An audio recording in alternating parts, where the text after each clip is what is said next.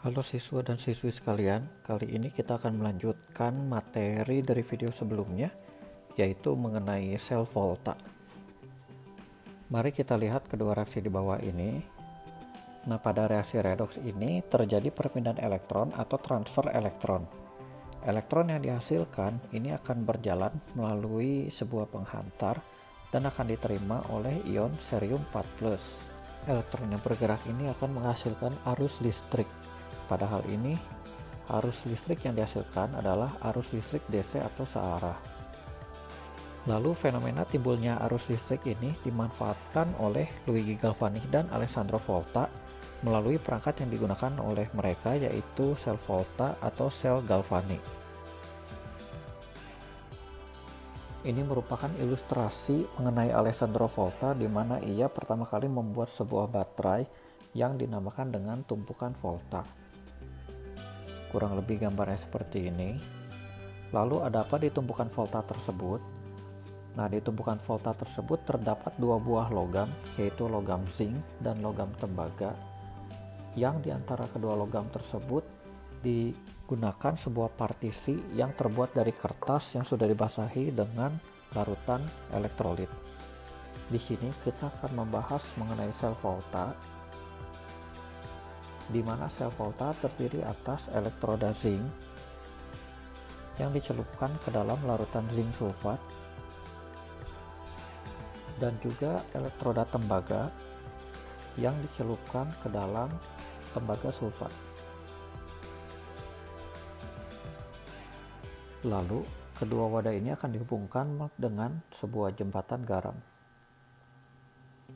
Jembatan garam ini merupakan sebuah pipa yang berisi agar-agar yang mengandung garam yang terdiri atas kation dan anion. Contohnya yaitu kalium klorida. Lalu kedua elektroda akan dihubungkan dengan sebuah voltmeter. Volta ini akan terjadi sebuah reaksi oksidasi dan sebuah reaksi reduksi. Kedua reaksinya akan dituliskan sebagai berikut.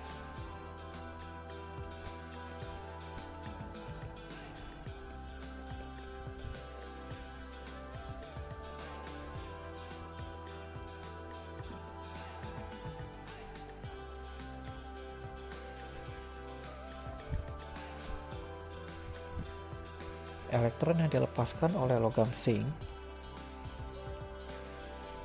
akan ditangkap oleh ion tembaga 2+ yang berada pada larutan tembaga sulfat, sehingga terjadi reaksi pengendapan logam tembaga.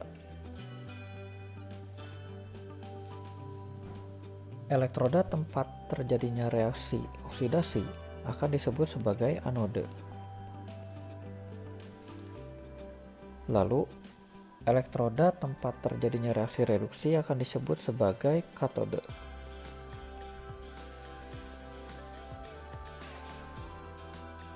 Karena elektron berpindah dari anode ke katode, maka dapat disimpulkan katode memiliki kutub positif, sementara anode memiliki kutub negatif.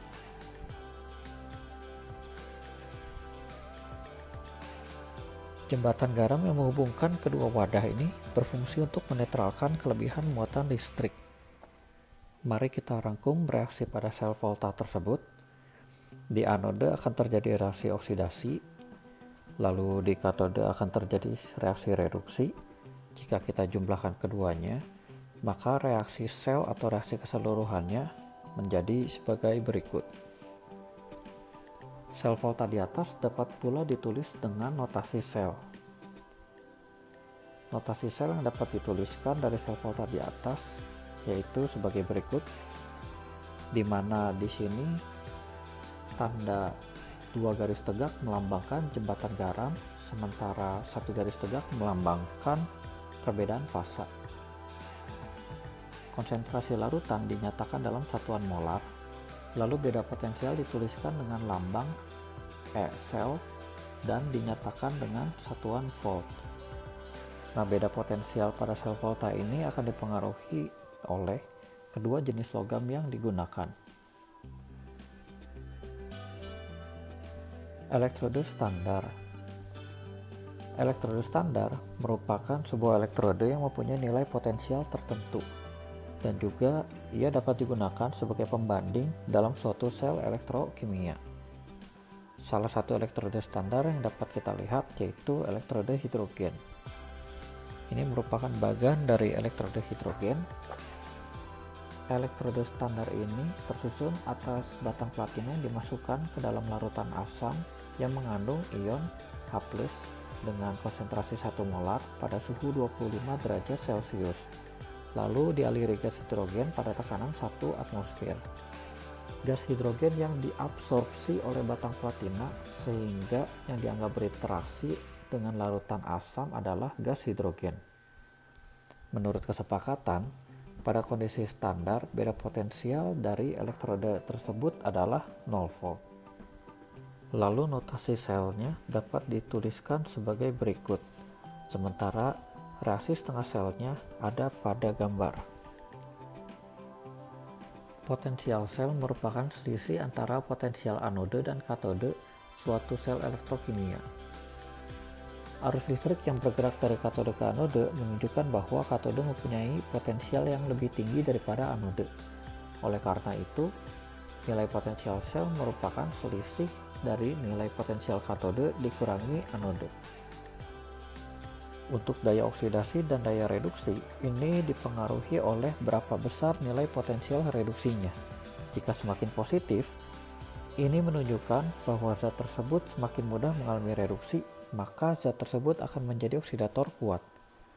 Jika nilai potensial reduksinya semakin negatif, maka zat tersebut akan semakin mudah mengalami oksidasi dan akan menjadi reduktor kuat. Dapat dilihat dari tabel yang tadi yang sudah diberi tanda daya oksidasi dan daya reduksinya. Dapat dilihat pada tabel, nilai yang sangat positif itu merupakan oksidator yang paling kuat. Begitu pula dengan sebaliknya. Baterai merupakan salah satu aplikasi dari sel volta yang dapat digunakan untuk sehari-hari. Baterai terdiri dari dua macam. Yang pertama itu sel primer, di mana sel primer merupakan baterai yang tidak bisa diisi kembali. Contohnya itu sel kering, sel alkalin, dan sel perak oksida. Lalu sel sekunder merupakan baterai yang bisa diisi kembali. Contohnya itu sel aki, baterai nikel kadmium, dan baterai litium. Mari kita lihat salah satu contoh dari sel primer, yaitu sel kering. Bagan dari sel kering dapat dilihat sebagai berikut. Pada sel ini, katode terbuat dari grafit dan anode terbuat dari logam zinc. Elektrolit yang digunakan berupa pasta yang merupakan campuran dari pirolusit atau mangan oksida, serbuk karbon, dan amonium klorida. Mangan oksida atau pirolusit bertindak sebagai oksidator, sedangkan amonium klorida sebagai media yang memberi suasana asam. Untuk reaksinya dapat dilihat sebagai berikut.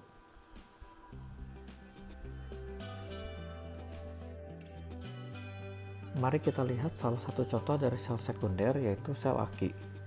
Untuk bagian dari sel aki dapat dilihat dari gambar berikut.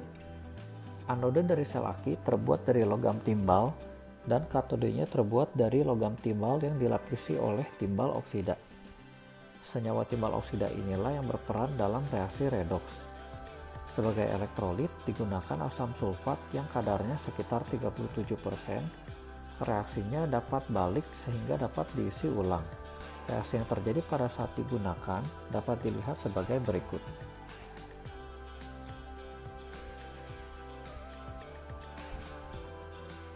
Lalu untuk reaksi ketika aki diisi ulang merupakan reaksi sebaliknya dari reaksi pengosongan atau ketika saat digunakan.